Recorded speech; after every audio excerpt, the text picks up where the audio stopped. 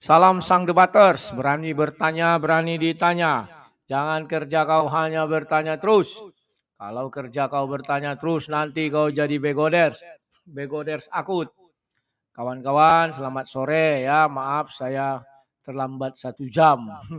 Maklum, persiapan rumah anak terang pindah-pindahannya. Sofa kemarin sudah datang 2 unit, meja sudah datang 1 unit, tinggal menata ya kekurangan-kekurangan paling hanya pada lemari pakaian untuk anak-anak nanti yang datang di sana ya. Nah, kawan-kawan doakan kalian biar kami bulan 6 ini pindah ya, sudah saya putuskan bulan 6 ke sana. Cuman untuk perekrutan anak-anak terang itu nanti sekitar bulan 7 ya kawan-kawan ya. Kenapa harus demikian? Karena saya tidak mau malu-maluin nanti rumah anak terang itu ya. Masa lemari pun tidak ada ya. Saya berharap ya bantuan dari kalian juga dan bantuan dari gaji YouTube. Gaji YouTube juga yang benar. Ya kawan-kawan ya. Makanya bagi kalian yang bergabunglah jadi member ya. Ada yang 20.000, ada yang macam itu ya. Lihat saja di situ kawan. Kawan-kawan, sebelum saya memulai, pertama-tama marilah kita ucapkan Alhamdulillah. Salah nggak ya kalau aku bilang gitu? Itu kan bahasa Arab ya. Misalnya aku bilang Alhamdulillah, Rabbil Alamin misalnya kan. Salah nggak kira-kira ya? Kalau mereka bilang Shalom, Elohim, kita tidak marah ya. Kalau mereka ini kan saya nggak tahu, salah nggak ya? Mudah-mudahan tidak salah. Kalau saya bilang Assalamualaikum warahmatullahi wabarakatuh, salah nggak ya? Saya nggak tahu ya. Tapi itulah yang harusnya saya lihat di mana-mana di negara ini kalau kata sambutan selalu dimulai dengan itu. Jadi pernah saya dulu menjadi ketua himpunan mahasiswa Pasar Sarjana Riau yang ada di Jakarta pada tahun 2001. Kami melakukan kegiatan seminar ya nasional di Hotel Phoenix. Jadi saya kata sambutan. Ya saya bilang gitu, Assalamualaikum warahmatullahi wabarakatuh, ya kan. Tapi pas terakhirnya nggak kututup wabillahi taufik hidayah itu ya. Lupa aku kawannya. Penutupnya pun aku nggak tahu. Tapi kawan-kawan memang bilang abang harus bacakan ini. Karena kami dari Riau kan memang mayoritas Muslim ya kawan-kawannya. Itulah waktu saya dan itu di hadapan gubernur lah saya kemarin itu ya. Waktu itu Bupati Rusli Zainal, Wan Abu Bakar wakil gubernur waktu itu ya. Itulah kawan-kawan tahun 2001 pengalamanku mengucapkan pertama sekali di depan orang banyak secara resmi Assalamualaikum warahmatullahi wabarakatuh. Ya, yang baik kita ambil, yang tidak baik kita jangan ambil, pilah-pilah lah ya kawan-kawan ya. Saya selalu berkata banyak yang baik juga dari Muslim yang saya ambil. Contoh yang paling utama itu ya dari kecil mereka sudah membuat TPA, Taman Pendidikan Al-Quran. Saya lihat Pak Dr. Ikim di TikToknya juga sudah membuat apologet for anak-anak. For anak katanya. Tidak tahu aku maksudnya apa ya. AFA. Ya. Dia membuat seperti itu untuk tujuan apa saya pun nggak tahu ya. Yang pasti dia ingin mengajari anak-anak itu dari kecil supaya berapologet. Kalau saya kan bukan berapologet tujuannya. Pertama mereka memiliki pengetahuan tentang kitab suci, 2 kitab suci, yakni Bible dan Quran. Setelah itu barulah mereka menentukan diri sendiri. Pertama tujuan saya untuk mereka menjadi pelaku firman di lingkungan sekitar dulu aja. Ya, kalau mereka tertarik baru nanti berapologet. Tapi itu pun akan saya ajari juga caranya kawannya. Bagaimana buat YouTube-nya, bagaimana buat ini dan segala macam. Tapi memang ya ujung-ujungnya fasilitas itu juga harus saya siapkan. Maka kalau saya belum mampu nanti 1 komputer 2 orang atau 3 orangnya. Nah, kawan-kawan, sekarang kita beranjak ke ke pokok permasalahan kita. Judul ini saya ambil dari diskusi-diskusi saya selama ini. Dan saya hanya berbicara tentang iman saya Kristen ya kawan-kawan. Jadi kalau ada yang baperan itu derita kalian. Ya, saya mengatakan begini, pemilik rumah bordil kok Tuhan ya. Saya selalu dalam berdebat selalu mengatakan bahwa di dalam ajaran Kristen, sorga itu adalah satu sistem pemerintahan. tatanan pemerintahan. Pemerintahan apa? Pemerintahan kerajaan sorga. Maka di situ ada rajanya, ya, ada tahta kerajaannya, dan di situ ada para pekerjanya, para pejabatnya, ya. Jabatannya ada hakim, ada pelayan, malaikat-malaikat. Hakim-hakim itu dari suku Dan. Suku Dan tidak masuk lagi di sana karena mereka sudah hakim, ya. Hakim tidak mungkin dihakimi kalau hakim yang benar. Tapi kalau hakim yang nggak benar dihakimi. Suku Dan itu sudah diganti oleh Manasye. Ketika apa ya, di Kejadian 48-49 kalian baca, Yakub menggantinya itu menjadi Manasye, anaknya si Yusuf. Ya. Jadi nanti pada hari penghakiman ada ke-12 suku, tambah 11 suku, ya, kecuali Dan tidak masuk, tambah satu lagi anaknya Yusuf karena mereka lahir di tanah Mesir. Jadi Bapa di sorga tidak meninggalkan orang-orang Israel yang lahir di Mesir. Andai kata itu tidak dibawa ikut, tidak bisa, kawan. Ya. Jadi itulah sebabnya mereka akan dihakimi menurut 12 suku itu. Masing-masing suku diambil 12.000. Sehingga nanti terkumpullah 144.000. Nah, 144.000 orang ini itulah yang menduduki jabatan-jabatan di dalam pemerintahan Tuhan, ya. Bedakan dengan kalau kita berhayal bahwa Tuhan kita menjadikan sorga itu seperti rumah bordil. Maka germonya siapa? Tentu Tuhan itu sendiri germonya. Karena dialah yang bertugas untuk membuat orang main seks terus di sorga, ya. Rumah bordil kan begitu. Lantas pelacur-pelacurnya siapa? Itulah perempuan-perempuan atau apalah, ya. Ya, di sini selalu dirugikan perempuan karena mereka dijadikan alat pemuas nafsu laki-laki. Sini selalu yang diuntungkan laki-laki. Mereka bisa masuk rumah bordil dengan gratis dan bebas, tanpa bayaran, tanpa penyakit, yang ada kesenangan. Jadi itulah sebabnya saya bilang, andai kata saya yang dijanjikan oleh Yesus adalah sorga seperti rumah bordil, saya akan meninggalkan Yesus. Ingat itu, kawan-kawannya. Kenapa? Apa bedanya sorga dengan dunia? Kalau begitu bagus di dunia kita puaskan saja, ya, kawan-kawannya. Untuk apa ke sorga? Karena di sorga nanti tidak ada namanya kenikmatan, itu nggak ada, kawan. Kita hidup seperti hewan jadinya. Kalau di situ memang hidup kita ada nafsu, maka akan terjadi perkelahian. Karena si A dan si B akan mengalami kenikmatan yang berbeda, ya. Nafsunya itu yang mempengaruhi dia untuk memiliki orang yang di sampingnya, dan di sampingnya lagi. Ya. Jadi kawan-kawan, itulah pandangan saya tentang kekristenan. Ingat, ya, saya bicara kekristenan loh. Jangan ada yang baperan. Kalau kalian baperan itu derita kalian, bukan derita saya, ya. Kalau ada kemiripan dengan sorga kalian, maafkan saya. Bukan maksud saya menghina kalian, tetapi karena itu adalah satu kemiripan saja, kebetulan. Sama seperti film kan judulnya dibuat gitu. Apabila ada kesamaan cerita, mohon maaf, ya, enggak. Itu bukan disengaja, kawan. Karena memang sorga orang Kristen ini selalu dikatakan sorga yang menjemukan. Kenapa menjemukan? Karena tidak ada di sana kegiatan seksual. Padahal kalau mereka sadar malaikat itu umurnya sudah berapa ribu tahun. Mungkin 1 miliar tahun, kita nggak tahu. Tetapi lihatlah, kawan, mereka senang-senang saja, nggak ada bosan tuh sampai sekarang di sorga. Apakah mereka masih di sorga? Ya, masih di sorga. Yang merasa bosan namanya iblis. Iblis sudah dibuang ke bumi. Sehingga di bumi inilah muncul namanya kebosanan. Ya, kawan-kawan, ya. Nah, kawan-kawan, kalian kemarin sudah melihat saya berdiskusi. Kita tutup kasus tadi, ya, rumah bordil, ya. Sekarang kita bicara diskusi saya kemarin. Saya bertanya kepada saudara kita muslim itu, ya. Oh, dia bertanya kepada saya. Maka ketika saya jelaskan bahwa orang Kristen itu berbahagia. Karena sudah ada wakilnya di sorga, kawan. Kau terima, kau tolak, kau marah, kau maki, nggak bisa merubah isi Bible kami. 2 Korintus 12 ayat 2 jelas dikatakan seorang Kristen telah masuk ke dalam sorga atau firdaus. Kawan, mau dia penjahat, mau dia rentenir, mau dia tukang bunuh, mau dia hantu belau, yang penting sudah tercatat bahwa dia adalah Kristen dan sudah di sorga. Nah, siapa bisa mencabut itu? Nggak ada, kawan. Nggak ada yang bisa. Karena Bible itu sudah ditulis dan sudah diumumkan kepada seluruh dunia dan umurnya sudah ribuan tahun masih berlaku.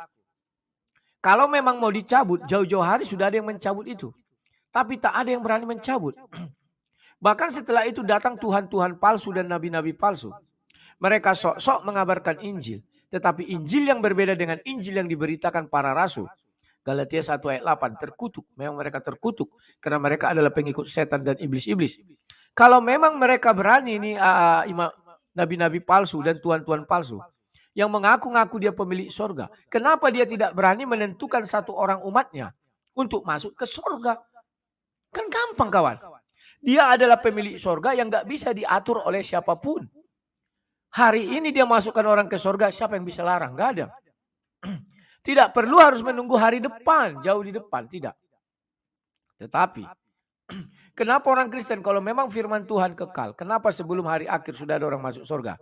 Ingat, justru karena kekalnya firman orang Kristen itu, Tuhannya orang Kristen. Dikatakan upah dosa adalah maut. Paham? Jadi kalau orang tidak berdosa, dia masuk ke sorga. Henok dan Elia masuk sorga kawan. Artinya firmannya kekal. Kenapa dia tidak mati? Kenapa dia tidak menunggu hari esok, hari akhir? Karena dia tidak ada dosa di dalam dirinya. Oke. Kemudian bagaimana orang yang disalib di sebelah Yesus? Kenapa dia masuk ke sorga? Itu juga menggenapi apa yang sudah dinubuatkan di perjanjian lama bahwa Tuhanlah juru selamat. Dia harus membuktikan benar nggak dia juru selamat. Ya kan, tunggu aku buka ayatnya kawan. Lupa aku menghidupkan ini ya. Sabar ya kawan-kawan. Sambil menunggu, saya bukakan dulu ini. Bentar ya. Hebatnya agama Kristen itu kawan. Berbahagialah kalian sudah ada wakil kalian di sorga. Sekalipun mereka menolak. Sekalipun bilang itu kan ucapan Paulus Tarsus garabus-garabus. Enggak masalah. Ya buatlah kalau memang Tuhanmu pemilik sorga. Ya buat apa susahnya. Kenapa kalian iri dengan kami di kitab suci kami sudah ada orang Kristen yang ke sorga. Apa tadi yang mau ku cari? Lupa. Apa tadi mau ku bilang? Tunggu ku cari ya. Harus punya asisten aku nih untuk mengingat-ingatkan. Kena Alzheimer pula nanti nih lah ya. Nggak tahu mana. Siapa yang tahu? Coba dulu kasih apa? Tunggu ya, aku buka. Kak Moni di luar. Oh, juru selamat. Terima kasih Mister bla bla bla bla. Ya, juru. Terkadang itu kawannya saking konsentrasi dua kan juru parkir jangan ya juru. Nah ini sabar kawan. Jadi kalau ada orang mengatakan wah masa untuk apa Tuhan dia turun ke sini Yesaya 43 ayat 11. Bentar ya. Yesaya 43 ayat 11. Bentar. Yesaya 43 ayat 11. Nah ini. Nah. Yesaya 43 ayatnya yang ke-11. Akulah Tuhan dan tidak ada juru selamat selain daripadaku. Dia sudah mengikrarkan diri bahwa dia adalah Tuhan. Dan Tuhan itu adalah juru selamat. Tidak ada juru selamat selain Tuhan. Apakah Nabi bisa jadi juru selamat? Tidak bisa. Kalimat ini sudah jelas. Tidak ada juru selamat selain daripada aku. Jadi jangan coba kalian karang-karang ada yang mengaku-ngaku Nabi bisa menyelamatkan orang. Gak ada itu. Paham ya? Gak ada. Hanya Tuhan yang bisa menyelamatkan manusia. Maka digenapilah itu di hari akhir. Di awal abad pertama maksud saya. Dengan keturunan Tuhan Yesus sebagai juru selamat. Telah lahir bagimu Tuhan di kota Daud. Dibilang Tuhan artinya cocok dengan Yesaya 43 ayat 11. Tuhan itu sendiri datang menjelma jadi manusia. Firman jadi manusia. Kawan, ingat gak kalian kemarin saya berdebat? Apakah Tuhanmu maha kuasa? Ya. Apakah Tuhanmu tidak ada yang bisa menghalangi dia? Tidak, aku bilang. Apakah Tuhanmu punya kehendak? Ya. Jadi kalau orang saling membunuh, itu kehendak siapa? Kehendak iblis. Berarti Tuhanmu nggak maha kehendak dong. Tidak bisa dia membuat orang saling bunuh. Kan goblok kawan. Jadi aku bilang, loh dia kan sudah terikat dengan hukumnya. Jangan membunuh, jangan berzina, jangan mencuri. Kalau ada orang melakukan itu bukan dari dia tapi dari iblis. Ngotot kawan. Berarti Tuhanmu lemah. Tidak maha, tidak semua bisa lemah. Oke. Apakah Tuhanmu maha? Saya tanya lu kau. Oh iya, Tuhanmu ini. Iya. Bisa nggak Tuhanmu turun ke dalam dunia menjadi manusia? Oh itu masalah lain. Gini, gini, gini, gini, gini, gini. Inilah aku bilang ketololan kawan. Dipelihara terus menerus dan dianggap itu sebuah kebenaran. Bahwa Tuhan yang dia sembah itu serba maha. Kecuali satu hal nggak bisa. Turun ke dalam dunia menjadi manusia nggak bisa.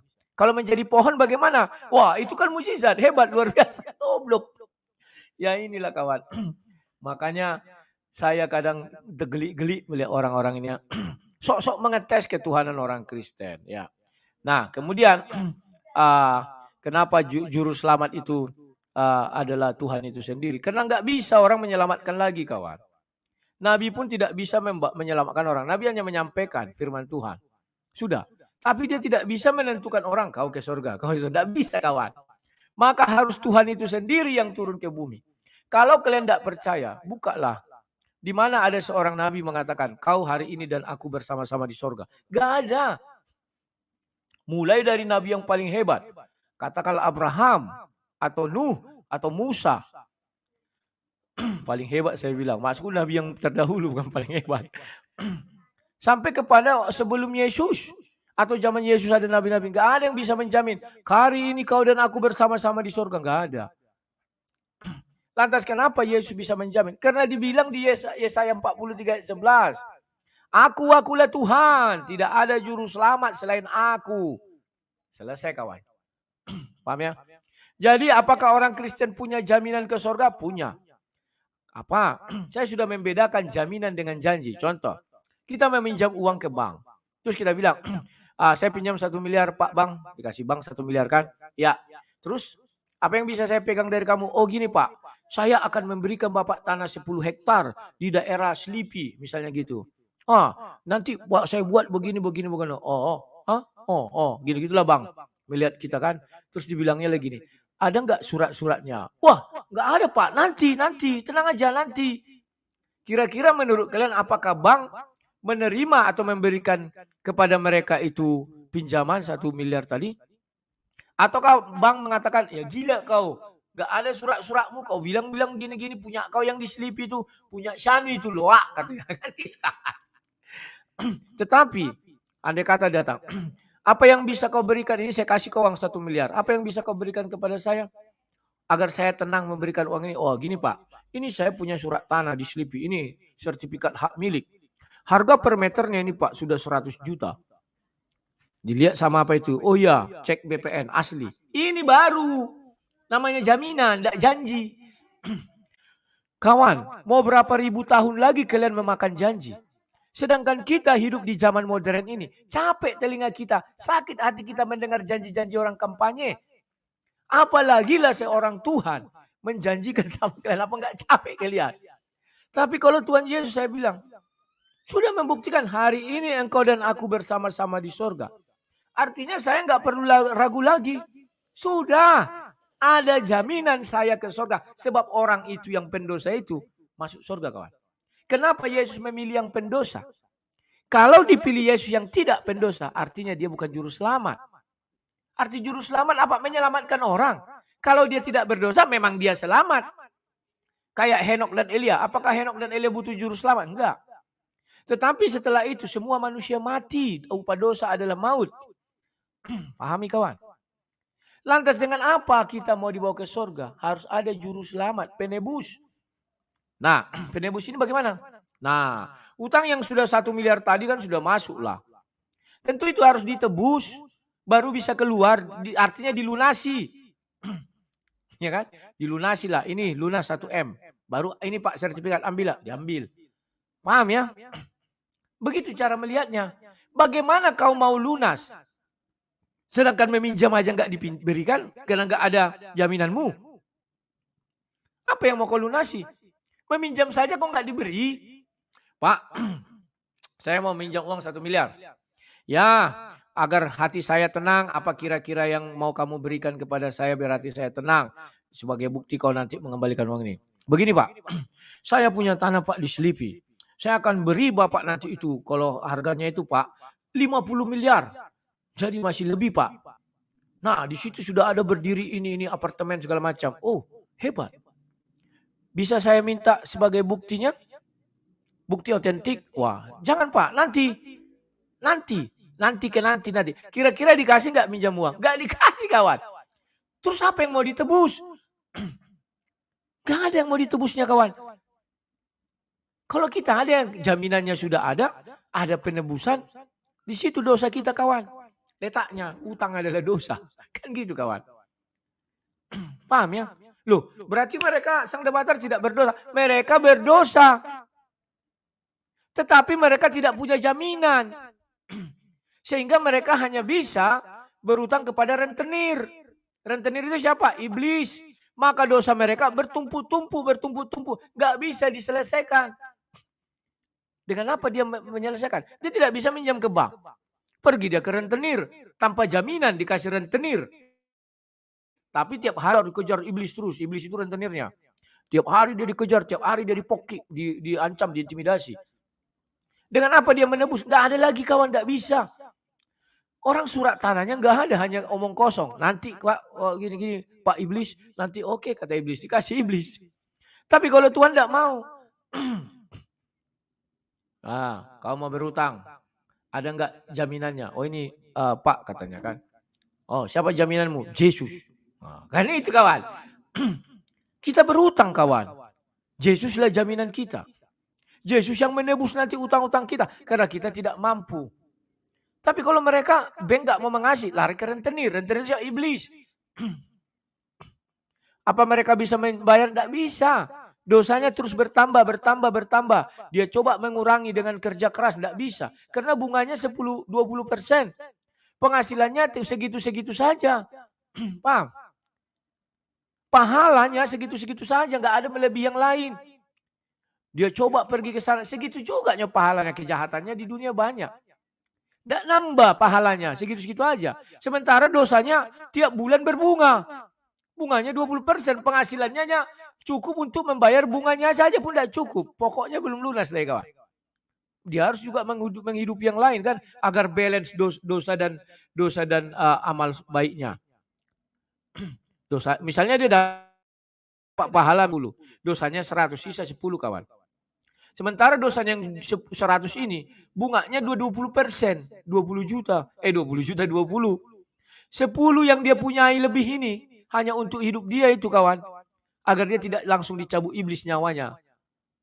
Kan masih kurang kawan. Untuk menutupi yang 20 lagi nih.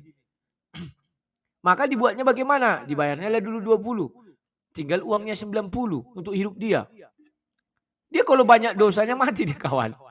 Makanya orang itu berlomba-lomba untuk mencari pahala lebih banyak daripada dosa biar tidak mati. Kan gitu kawan. Harus dibalance, disisakannya sedikit pahala itu kawan. Kayak gitu lah kira-kira kaji-kaji bodohnya. Saya tidak bicara agama ya. Saya bicara kekristenan ini kawan. Jangan kalian sembarangan ya. Ya. Rai Brahma Sakti. Ini dia bilang gini ya. Mendingan oten puas-puasin angin di dunia. Di sorga nanti dikebiri. Kamu tahu nggak malaikat itu? Malaikat hidupnya ribuan tahun bro. Apakah dia bosan? Dia tidak ada di sana berkelamin bro. Tidak bosan itu dari ribuan mungkin miliaran tahun dia di sorga. Ya, bro. Kalau kau di sana nanti ada urusan seperti rumah bordil sorga itu bro. Yakinlah kau bro harus ada nafsu. Kalau tidak kau sama dengan hewan. Hewan saja mau menuncit sesamanya hewan karena ada birahi. Tak mungkin kau tidak ada birahi. Kalau tidak ada birahi, kau nuncit pohon pisang aja. Kau ambil di bumi ini biar tidak kena dosa kau. Tebangi pohon pisang kayak Zulkifli. Tunciti, kalau enggak kambing-kambing itu kada Zulkifli dibedai. Silakan. Ngapain kau nunggu ke sorga? Jadi di sorga orang Kristen tidak ada gitu bro. Nafsu itu berhubungan dengan apa? Seks berhubungan dengan nafsu. Birahi. Hewan saja mau bermain seks ada birahi kawan. Kalau tidak ada birahi, lagi dia nggak enak badan artinya itu kawan. Tapi begitu dia birahi, dilihatnya betina apapun dihantam. Gitulah kawan. Jadi begitulah kawan. Nah, apalagi kalau sudah ada birahi di surga orang Kristen, mengerikan kawan. Oke, saya habisi ini semua. Misalnya jatah saya 100, kayak kata mereka ya. Saya habisi 100. Setelah itu datang lagi yang lain. Kan bosan saya lihat orang sana, lain-lain bentuknya ini. Tentu saya melirik ingin ke sana. Saya bisikkan, bro, ceng-cengan yuk. Jatahku untukmu, jatahku. Oh, enggak bisa. Saya senang dengan ini. Tidak semua orang suka kan. Akhirnya bunuh-bunuhan di surga kawan. Enggak ngerti lagu itu kawan. Nah, bagaimana lah. Jadi kawan ya harus kita pikirkan itu baik-baik ya kawan. Jangan hanya kesenangan aja kalian begitu dapat katanya surga seperti rumah bordil kalian senang. Hidup kalian menjadi semangat. Enggak kawan. Justru kesusahan demi kesusahan akan kalian hadapi ketika surga menjadi seperti rumah bordil. Pertama wanita-wanitanya masuk ke sana itu kawan, hanya wanita sarap yang mau digilir-gilir laki-laki, hanya wanita sarap. Yang kedua, hanya wanita sarap yang mau dia dijadikan istri rame-rame, hanya wanita sarap. Di bumi dia menjadi aktivis wanita, anti kekerasan terhadap wanita, anti KDRT. Di bumi kawan. Masa mau dia sampai di surga jadi budak seks? Waras enggak? Makanya gue bilang, hanya wanita sarap. Sarap itu gila ya. Yang mau. Kalau wanita aktivis di dunia, aktivis perempuan, enggak akan mau kawan. Goblok katanya. Ku pertahankan wanita di bumi, sampai di sana aku jadi korban. Goblok kali aku hidup di bumi ini katanya kawan-kawannya. Aduh, di bumi dia nangis-nangis kalau diselingkuhi katanya. Sampai di surga senang-senang diselingkuhi, kan goblok, enggak waras. Itulah kalau agama Kristen ini enggak boleh ada di sana ya. Nah, kawan-kawan, saya buka dulu roomnya. Sekarang kita sudah tuntas ini ya. Jadi tidak ada urusan dengan bicara berikutnya. Bicara berikutnya kita akan bicara diskusi saya tadi malam. Saya salin dulu linknya. Mari kita masuk. Kita kita bedahlah hasil diskusi kemarin itu ya kawan-kawannya. Dan seperti biasa ya saya seperti singa di kandang banteng ya. Biarpun dia sendiri kawan, banteng itu minggir semua. Itu enaknya kawan singa Yudea ya. Jangan mau kalian jadi banteng Afrika. Biarpun badannya besar, tanduknya panjang. Lewat singa gini pelan saja sendiri kawan. Semua lari, zup, menyingkir. Karena giginya tidak bisa makan daging. Hanya makan rumput. Jadi kalau dia dekat singa, dijilat-jilatnya aja singa itu kawan ya. Gak pernah dia bisa menggigit ya. Nah, sebelum saya mulai, saya mau mana ya? Coba sebentar tunggu kawan. Kita dulu hening sejenak ya. Menunggu saya mau buat laporan pertanggungjawaban. Sabar ya. Mana ini? Kemarin udah saya buat. Sabar.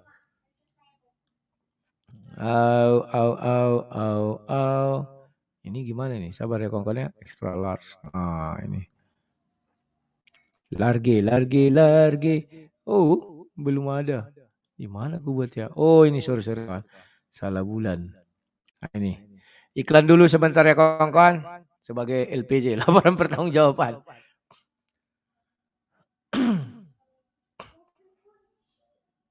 Oh, masih putar-putar ya kawan-kawan ya. Meja 240, nanti di sini ruang pertemuan ya kawan-kawan.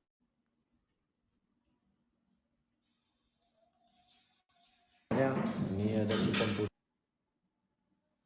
Tapi komputer nanti nggak di sini ya kawan-kawan ya. Karena makan tempat.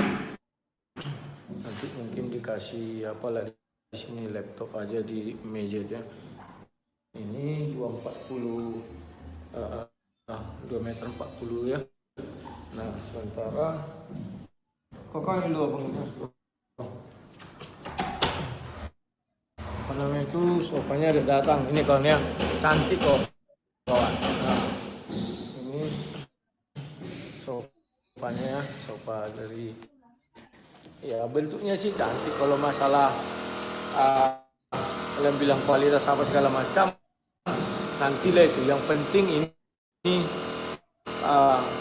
murah ya, murah meriah, dan dapat 2 ya, 9 juta dapat 2 sama itu kos kirim ya. Kualitas nantilah itu bicara ya, karena ini garansi 5 tahun kawan. Nah ini yang kedua, coklat ya. Jadilah kawan, ruangan ini nanti ada itunya. Terima kasih kepada seluruh kalian yang baik hati sehingga saya bisa beli sofa ini. Tinggal lemari ya kawan-kawannya. Kamarnya 1, 2, 3, 4 kamar, 1 ruang pertemuan ya, 1 kamarku. Jadi 4 lemari yang mau kupenuhi. Ya, doakan kalian supaya bisa nanti kupenuhi ya. Terima kasih. Ya, oke kawan-kawan, itu iklan dari saya ya. Meja sudah datang. Nah ini, bahwa kemarin mejanya sudah datang, saya ambil yang 240 cm atau 2,40 meter. Yang saya pakai sekarang kan 180 nih. Ini juga nanti dibawa di sana, sementara untuk meja makan dulu nih.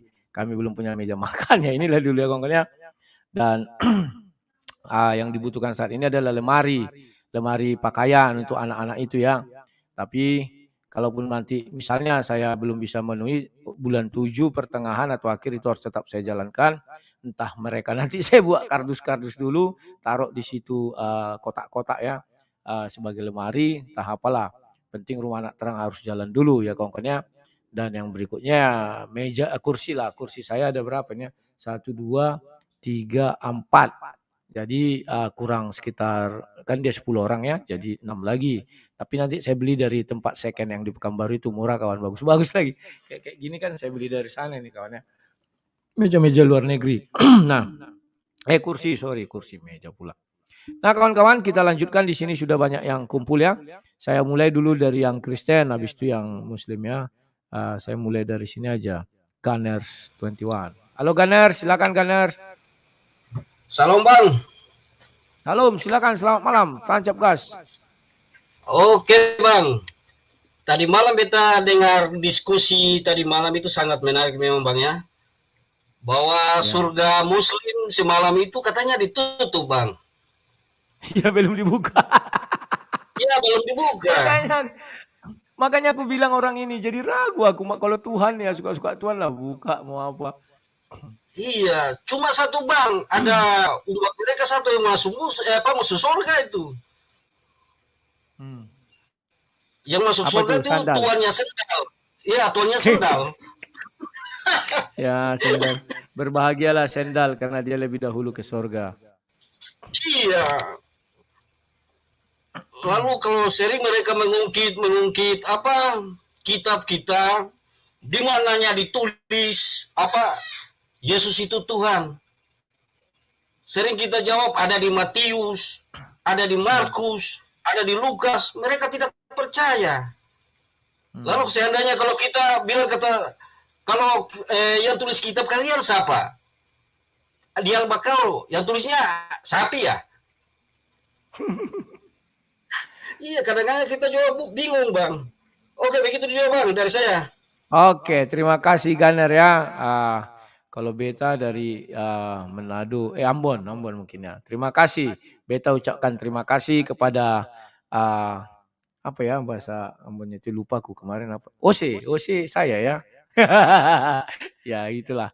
Sekarang masuk Pak Bram Zali 2T. Halo Pak Bram, silakan hidupkan mikrofonnya. Selamat malam lah. Malam, silakan. Bisa nggak aku urutannya ke-7 atau ke-6? Aku masalahnya lagi makan. Oh boleh. Terima kasih ya, nanti itu ya. Oke. Beliau lagi makan jam 6:30. Nah, sekarang sudah ini, sekarang Pak Ghostbuster. Halo Pak Ghostbuster, selamat malam. Hidupkan mikrofonnya. Malam Pak Rudi. Malam, Pak, silakan. saya mau tanya, kalau Tuhan kita disekutukan marah gak ya Pak ya? Oh marah sekali. Masa sih Pak? Ya, makanya kita nggak boleh Petrus itu, nggak boleh kita membaptis dalam nama Bapa, Petrus dan Roh Kudus, nggak bisa. Oh, Nggak gitu bisa ya, Pak, itu. Ya. Pak, bisa bukain saya Quran nggak Pak? Bisa, bisa. Tunggu ya. Di S25, Surat Pak. berapa ini? Biar Sabar yang ya, tunggu. Lagi umat dari seberang putar-putar. kita lihat ya, mereka selalu bilang jangan menyekutukan Allah. Kita lihat sekarang. Biar di orang nangis, Pak, hari ini. Siap. Berarti ilmu perkejaman ya. Oh, Perkejaman. nangis, Pak, dengan Ini lihat ya. ayat ini mereka. Ya. 25 yang ke Ayat 67. 67. Ya. Sabar. 67 kubacakan terjemahan Indonesianya aja. Dan termasuk hamba-hamba Tuhan yang Maha Pengasih. Dan buka kurung, tutup kurung. Termasuk hamba-hamba Tuhan yang Maha Pengasih. Orang-orang yang apabila menginfakkan, buka kurung, tutup kurung harta. Mereka tidak berlebihan. Dan tidak buka kurung, tutup kurung pula kikir. Di antara keduanya secara wajar. Ya. Oke. Halo? Kata 68 ya, Pak? 68. Ya. Ya, 68.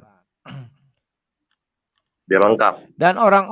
Dan orang-orang yang tidak mempersekutukan Allah dengan sesembahan lain dan tidak membunuh orang yang diharamkan Allah kecuali dengan buka kurung tutup kurung alasan yang benar dan tidak berzina dan barang siapa melakukan demikian itu niscaya mendapat hukuman yang berat. Nah, gimana tuh, Pak?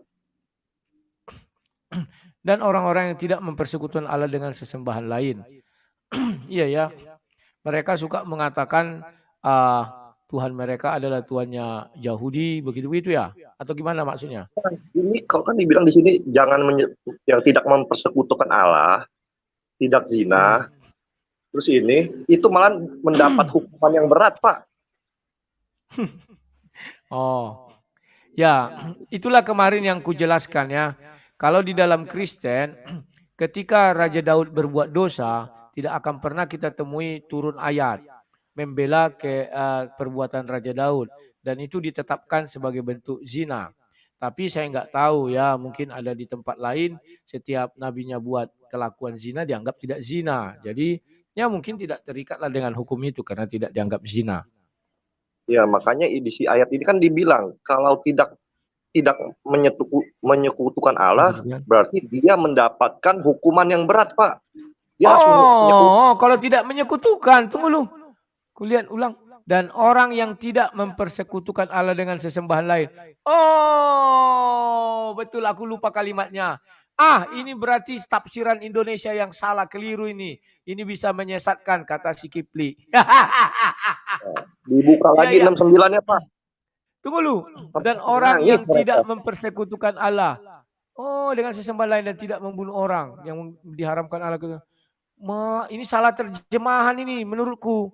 Masa malah disuruh orang mempersekutukan Allah dengan sesembahan lain? Ya, semoga yang bisa mengerti kitabnya sendiri sekarang. Salah tafsir ini, karena terjemahannya gini. Dan orang-orang yang tidak mempersekutukan. Kalau ini dan orang-orang yang tidak mempersekutukan Allah dengan sesembahan lain. Oh, maksudnya gini. Maksudnya orang-orang dan orang-orang yang tidak mempersekutukan Allah dengan sesembahan lain. Berbeda makna dengan dan orang-orang yang tidak mempersekutukan Allah dengan sesembahan lain. Apapun itu tidak membunuh orang. Dan orang-orang yang tidak mempersekutukan. Oh, maksudnya tidak mempersekutukan Allah dengan sesembahan lain. Hukum kalau tidak mempersekutukan dihukum itu, Pak. Malah kalau tidak mempersekutukan itu dihukum sama dia. Iya. Dan tidak membunuh orang yang diharamkan. Tunggu. Dan tidak membunuh orang yang diharamkan Allah kecuali dengan alasan yang benar. Dan tidak membunuh orang yang diharamkan kecuali dengan alasan benar. Dan tidak berzina. Dan pernah demikian niscaya mendapat. Oh iya ya. Dan tidak berzina dan barang siapa melakukan demikian niscaya dia mendapat hukum yang berat. Nah, itu masalahnya, Pak. Maka mereka benar harus berbuat semua itu. Iya, mereka harus berzina, mereka harus membunuh orang yang diharamkan itu dengan alasan barang siapa. Oh. Dan harus barang siapa melakukan demikian, niscaya dia mendapat hukum yang berat. Tidak berzina mendapat hukuman yang berat. Kan gini ya. Berzina harus mendapat hukum. Maka tidak melakukan zina itu mendapat hukuman yang berat kan makanya. Iya, barang siapa melakukan demikian niscaya dia. Kalimat terakhir ini ya. Kalau di awal orang-orang yang tidak mempersekutukan Allah, maksudnya tidak menduakan Allah ya dengan yang lain dan dengan sesembahan lain ya. Dan tidak membunuh orang yang diharamkan dan tidak berzina, dan barang siapa melakukan demikian niscaya dia mendapat hukum yang berat. Wah, memang Kalau mereka terjemahan melakukan Indonesia, ini semua kena hukuman yang berat, Pak. ya memang terjemahan Indonesia bisa menyesatkan ya. Apalagi tambah 69 ya, Pak. Aduh. 69. Coba 69 ya. Nah, buka kurung tutup kurung, yakni akan dilipat gandakan azab untuknya pada hari kiamat, dan dia akan kekal dalam azab itu dalam keadaan terhina. Dilipat gandakan juga ya Double, hukumnya. Pak. Ya. Nggak nangis, Pak. Dapat ikut ajarannya begini, Pak, kita, Pak. Bisa nangis. Kemarin kalau Pak Rudi ditanya ini, Pak, satu room itu bisa gempar, Pak.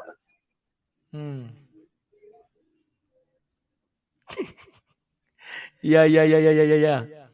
Ya gitu Mungkin aja, mereka Pak. Semoga orang RT 6 itu pada ngerti dah apa kitab mereka sendiri sekarang. Ya. Oke, terima kasih. Yo, Mak, aku baru tahu ada ayat begini kawannya. Ya luar biasa kawan. Apa boleh buat? Itulah yang terjadi ya. Barang siapa tidak berzina, tidak membunuh, tidak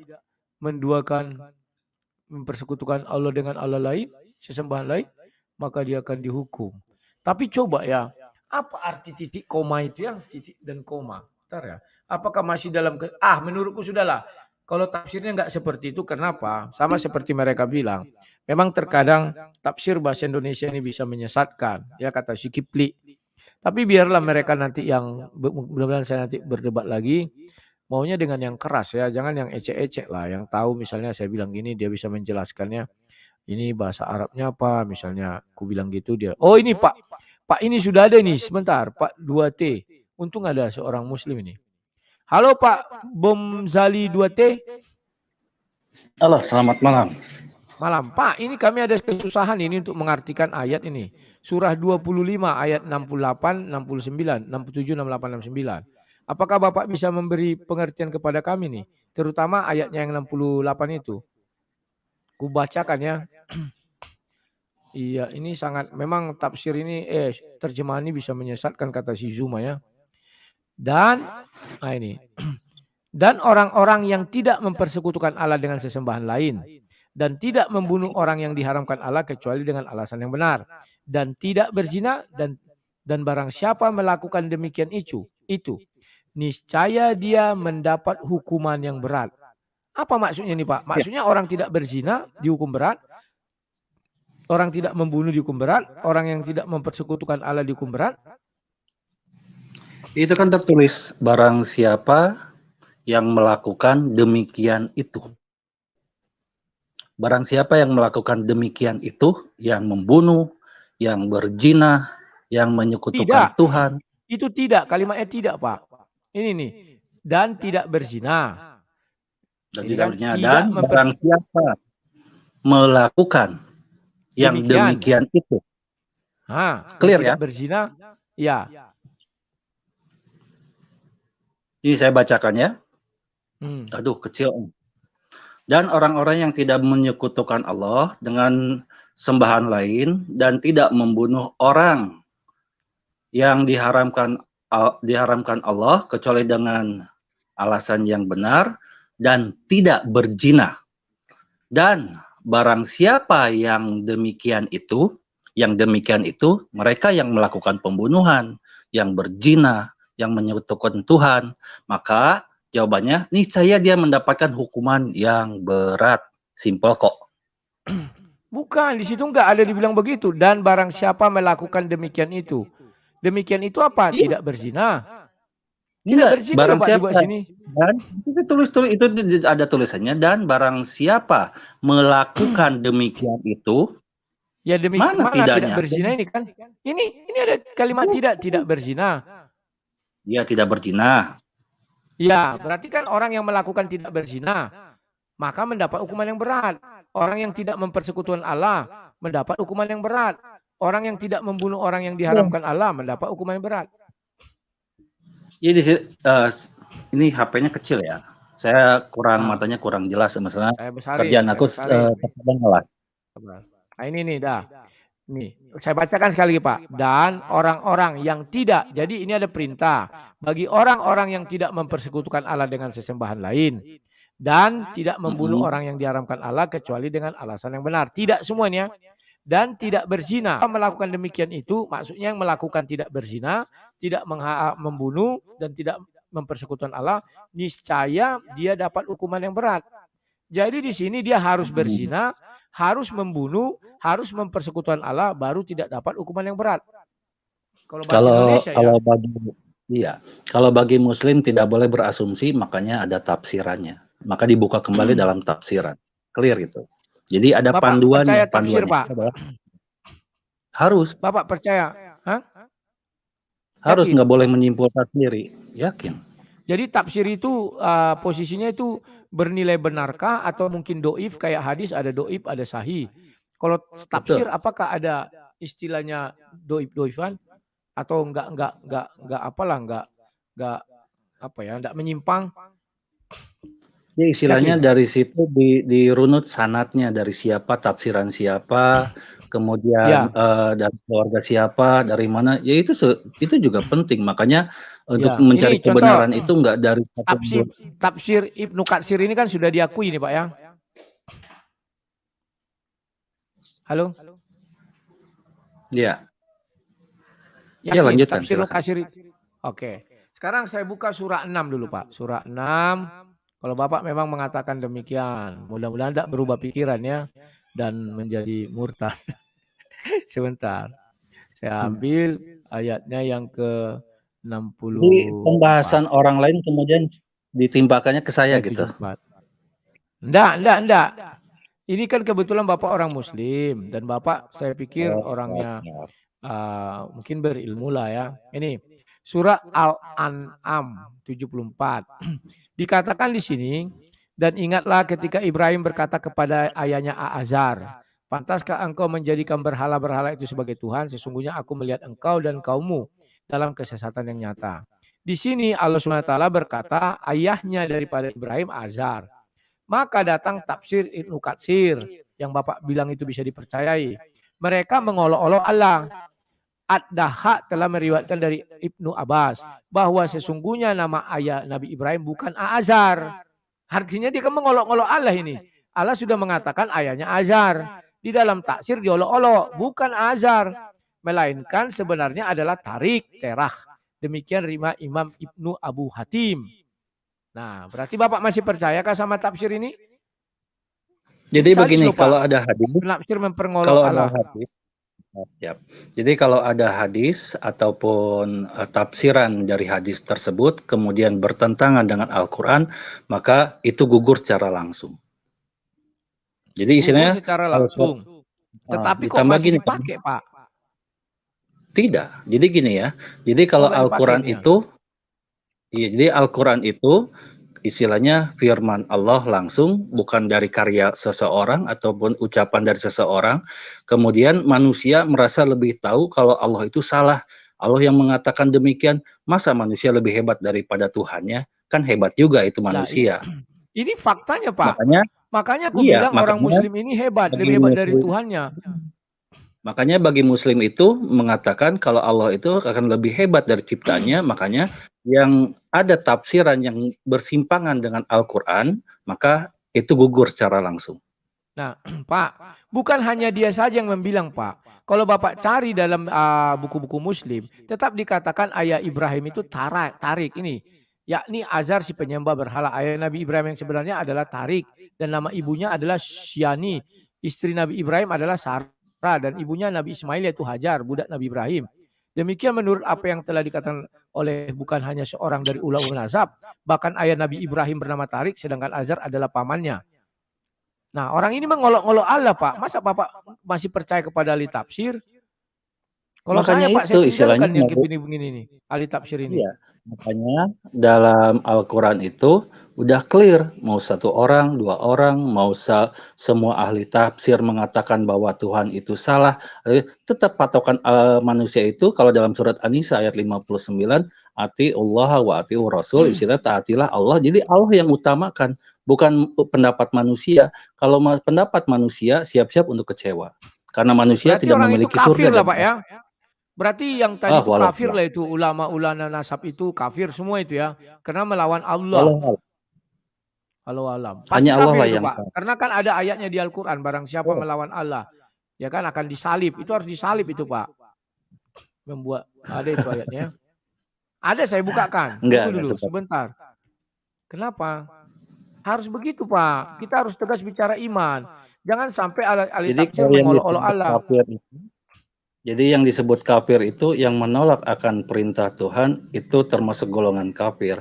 Termasuk iblis juga saat di surat Al-Baqarah ayat 34 di mana saat iblis diperintahkan di saat malaikat disuruh sujud kepada Adam yang tercipta dari tanah, kemudian jawaban Allah itu hanya iblis yang menolak untuk sujud kepada Adam. Jadi di saat di kalimatnya Nah, itu betul.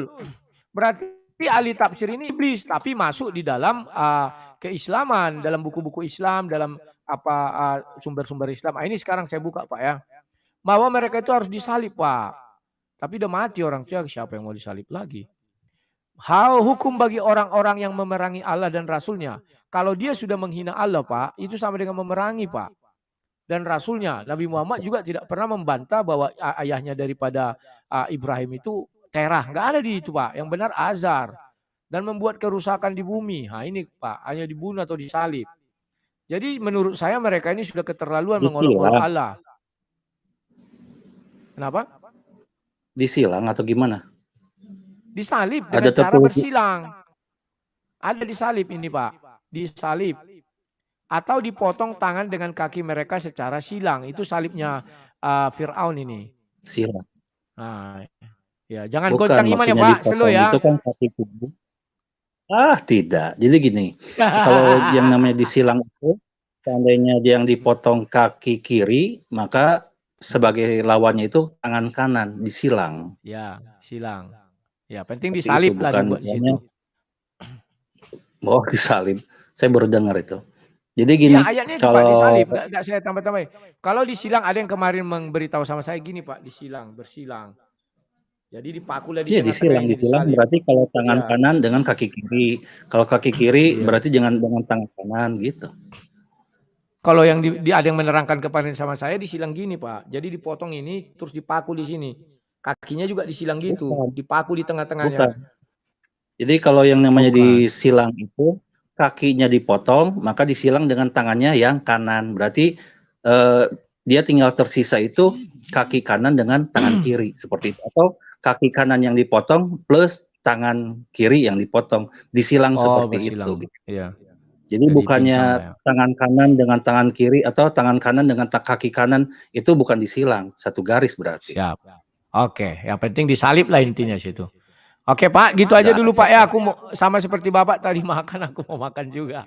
Sebentar ya Ya, Pak ya. tadinya aku mau Oke. belajar mau ngobrol tentang apa istilahnya. Aku tadi baca itu temanya itu Tuhan bukan pemilik surga ya gitu. Makanya aku masuk gitu. Pas masuk Oke, silakan, ditanyanya silakan. malah boleh bertanya dulu sebentar lah ya. Boleh, silakan Pak, silakan. Ya.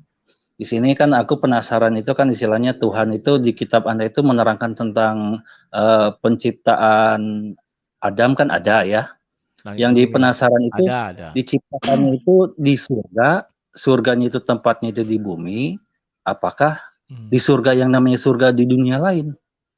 Itu yang pertama. Ya, Sebenarnya saya mau jawab Pak. ada Satu-satu. 3 pertanyaan. Ya, saya jawab dulu. Iya.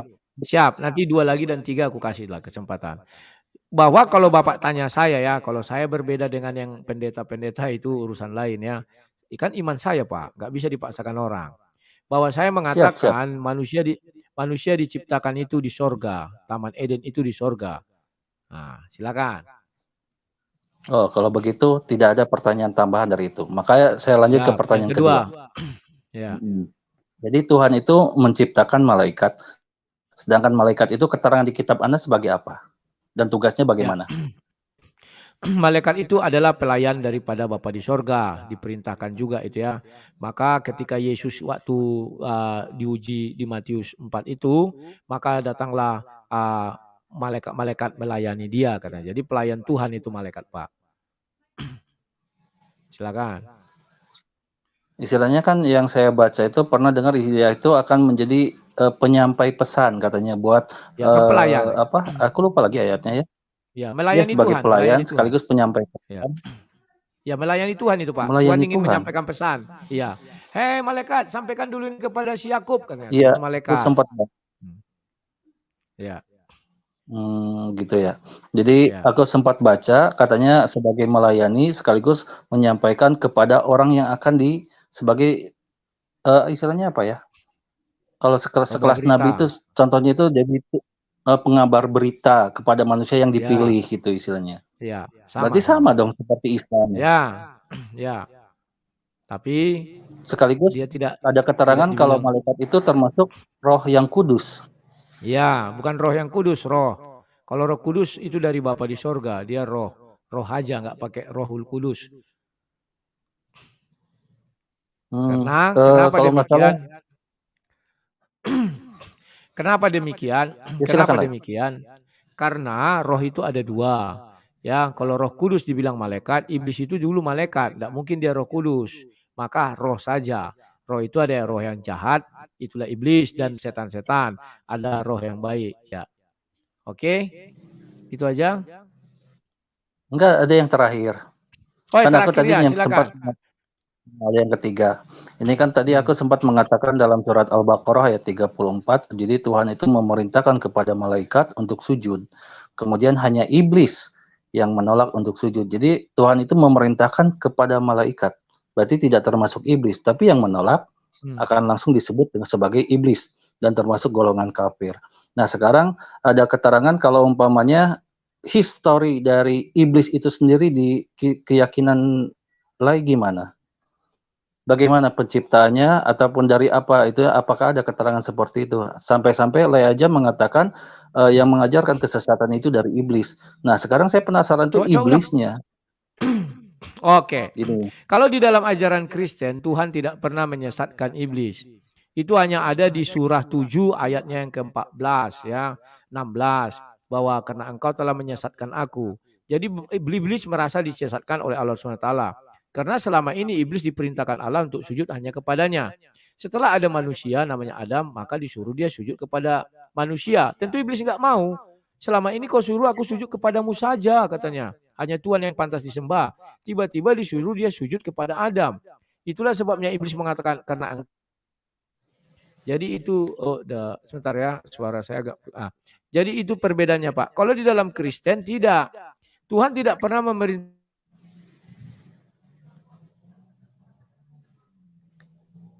Suaranya mati lah.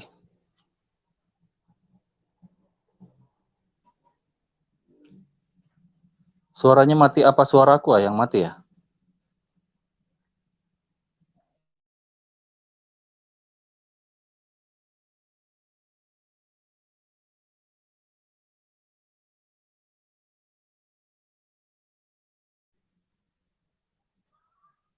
Halo, halo.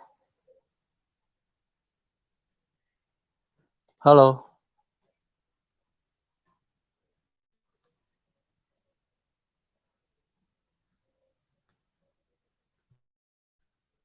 Halo, monitor, monitor.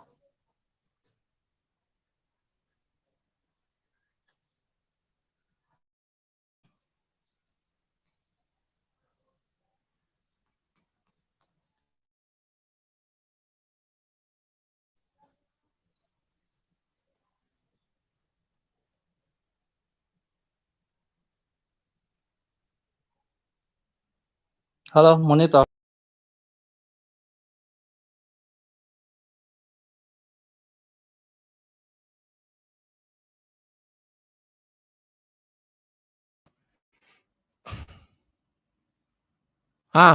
Sorry. Tadi ada kesalahan ya. Jadi aku nggak tahu apa yang terjadi ya. Jadi dia putar ya. Pak, apa tadi mana Banzali ini nih? Hadir. Halo. Ya, coba diulang tadi apa? Tadi apa dia putar-putar apa namanya itu ya? Buffering. Silakan Pak. Yang ketiga, yang terakhir. Oh, yang terakhir. Jadi kalau di kami dalam surat Al-Baqarah ayat 34 dikatakan Tuhan itu memerintahkan kepada malaikat untuk sujud kepada Adam. Kemudian, jadi istilahnya yang diperintah itu malaikat ya. clear ya. Malaikat. Halo? Kemudian iblis lah. Halo, masih terdengar suaraku?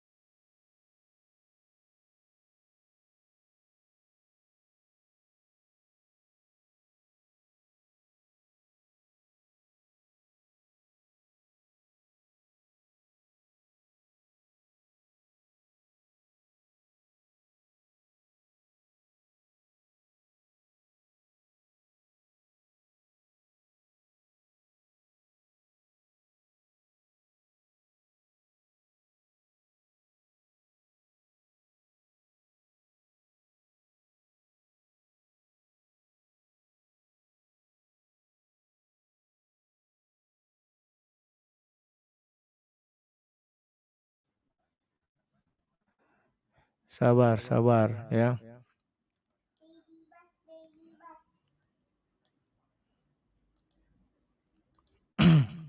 Tes, tes. Suara saya kedengaran? Kayaknya nggak ada yang apa ini yang responnya. Halo? Bang Rudi. Tes, ini udah mulai nampak. Tes, tes, suara saya kedengaran? Tes, tes, monitor 86, dengar ya. Kawan-kawan, karena ada sesuatu masalah, saya nggak ngerti ini, dia putar-putar terus. Jadi kebetulan kayaknya dia menyuruh saya harus makan, biar jangan kambuh asam lambung. Kawan, nanti habis ini kita lanjut ya kawan-kawan. Kita istirahat dulu lah, makan dulu. Ini udah banyak yang ngantri ya. Sabar ya. Kita sorry semuanya, saya minta maaf, makan dulu. Makanya dia putar-putar karena belum makan aku katanya. Kita lanjut habis ini ya kawan-kawan. Sorry saya mau maaf sekali, habis ini kita lanjut. Saya makan dulu 20 menit. Sekian dan terima kasih.